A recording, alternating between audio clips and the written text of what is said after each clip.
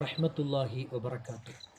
പ്രിയമുള്ളവരെ, നമ്മുടെ നാടുകളിലൊക്കെ പഴയ കാലത്ത് നടന്നിരുന്ന സ്നേഹവും ഐക്യവും സന്തോഷവും എന്തൊരു സന്തോഷമാണ്. കൂട്ടുകുടുംബവും ആണെങ്കിലും അതേപോലെ തന്നെ കൂട്ടുകാരാണെങ്കിലും അയൽവാസികളാണെങ്കിലും പരസ്പരം സ്നേഹത്തിലും ഐക്യത്തിലുമാണ്.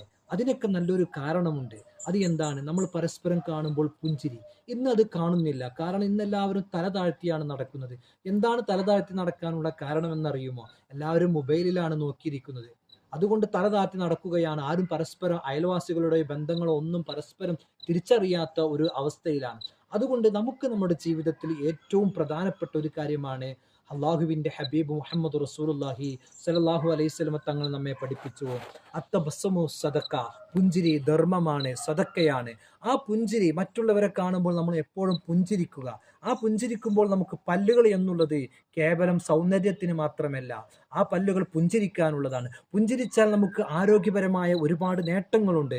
അതേപോലെ തന്നെ ആയുസ് വർദ്ധിക്കും. പുഞ്ചിരിക്കുമ്പോൾ നമുക്ക് ഒരുപാട് മറ്റു പല ഗുണങ്ങളുമുണ്ട്. അതുകൊണ്ട് നമ്മുടെ ജീവിതത്തിൽ ഇനി മുതൽ നല്ലൊരു പുഞ്ചിരി നമ്മൾ പാസ്സാക്കുക. എല്ലാവരെയും പരസ്പരം കാണുമ്പോൾ ഒന്ന് പുഞ്ചിരിക്കുക. സന്തോഷങ്ങൾ പരസ്പരം അങ്ങോട്ടും ഇങ്ങോട്ടും കൈമാറുക. അള്ളാഹു നമുക്ക് തൗഫീക്ക് നൽകുമാറാകട്ടെ. അസ്സലാമു അലൈക്കും വറഹ്മത്തുള്ളാഹി വബറകാതുഹു.